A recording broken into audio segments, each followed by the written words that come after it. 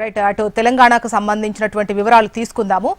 Overall గా రెండు తెలుగు రాష్ట్రాల్లో కూడా హీట్ వేవ్ అలర్ట్ అయితే కనిపిస్తోంది. వాతావరణ శాఖ దీనికి సంబంధించి అలర్ట్స్ కూడా జారీ చేసింది.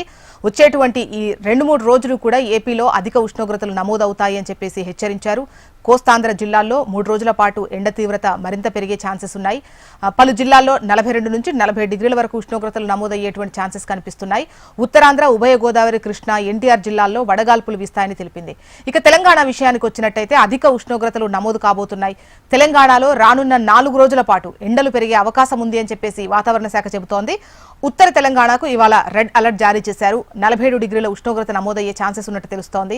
ఆసిఫాబాద్, మంచిర్యాల, పెద్దపల్లితో పాటు తెలంగాణలోని 16 జిల్లాల్లో తీవ్రమైన వడగాలులు వీచేటువంటి అవకాశాలున్నాయి.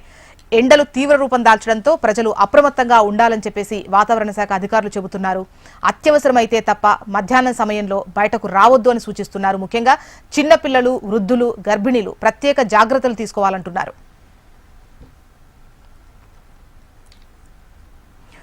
ఇక తెలంగాణలో అధిక ఉష్ణోగ్రతలకు సంబంధించి డీటెయిల్స్ అందించేందుకు కరీంనగర్ రీజనల్ కోఆర్డినేటర్ గోపాలకృష్ణ సిద్ధంగా ఉన్నారు. గోపాలకృష్ణ, తెలంగాణలో ఉష్ణోగ్రతలకు సంబంధించి ఎటువంటి అప్డేట్ అందుతోంది? వాతావరణ శాఖ ఏం చెబుతోంది?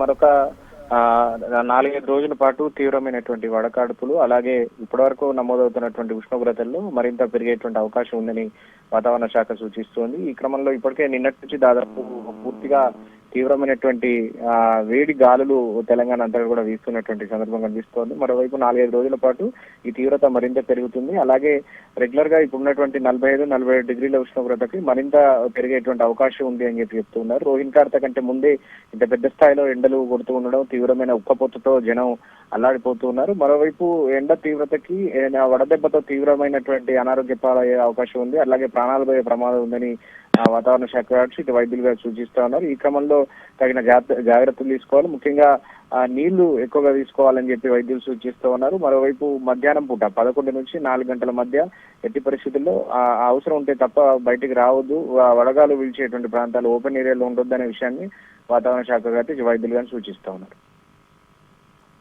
రైట్, గోపాలకృష్ణ.